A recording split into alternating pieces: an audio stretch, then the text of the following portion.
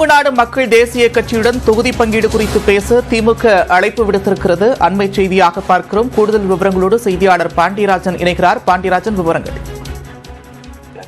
திராவிட முன்னேற்ற கழகத்தினுடைய சார்பில் வரவிருக்கின்ற நாடாளுமன்ற தேர்தல் தொடர்பான பல்வேறு குழுக்களானது ஏற்கனவே அமைக்கப்பட்டிருக்கிறது.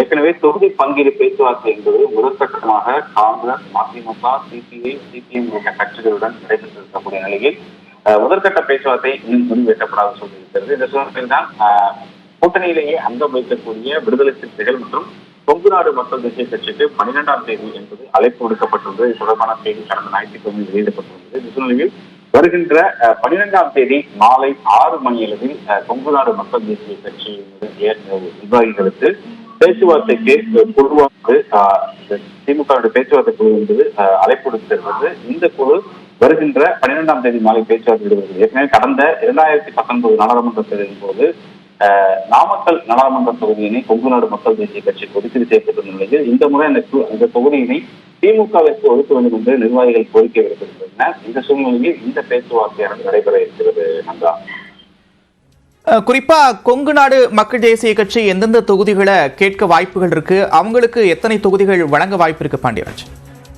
நிச்சயமாக நந்தா, நடைபெற நாடாளுமன்றத்தில் என்பது கடந்த முறை போட்டியிட்ட தொகுதியை விட கூடுதலான தொகுதிகளை கேட்பதற்கு திமுகவில் அங்கம் வைக்கக்கூடிய கூட்டணி கட்சிகள் இருந்து தெரிவிக்கின்றன. குறிப்பாக கொங்குநாடு மக்கள் தேசிய கட்சியை பொறுத்த மட்டும் திருப்பூர், ஈரோடு மற்றும் நாமக்கல் இந்த நாடாளுமன்ற தொகுதிகளை கேட்பதற்கான வாய்ப்பு இருக்கிறது. இந்த 3 விருப்ப தொகுதிகள் பட்டியலை வழங்குவதற்கான வாய்ப்பு இருக்கிறது. கடந்த முறை ஒரு தொகுதியில் போட்டியிட்டிருந்தன, அதுவும் உதயசூரியன் சின்னத்தில் போட்டியிட்டிருந்தன. இந்த முறை கூடுதலாக ஒரு தொகுதிகளை திமுகவுடன் கேட்க அவர்கள் திட்டமிட்டு தகவல் இருக்கிறது. அப்படி இல்லாவிட்டாலும் கூட ஒரு தொகுதி கிடைத்தாலும் அவருடைய சொந்த சின்னம், அதாவது சுயேட்சை சின்னத்தில் போட்டியிட வேண்டும் என்று அவர்கள் முடிவு செய்திருக்கலாம் தகவல் வெளியாகிறது. எனவே வருகின்ற 12ஆம் தேதி நடைபெறக்கூடிய அந்த முதற்கட்ட பேச்சுவார்த்தையில் அவர்கள் விருப்ப தொகுதியின் அடிப்படையில் பேச்சுவார்த்தை என்பதை தொடங்கும். அதில் முடிவு எட்டப்படுவதற்கும் வாய்ப்பு இருக்கிறது, அல்லது 2ஆம் கட்ட பேச்சுவார்த்தையில் அந்த முடிவு என்பது எட்டப்படுவதற்கான வாய்ப்பு இருக்கிறது.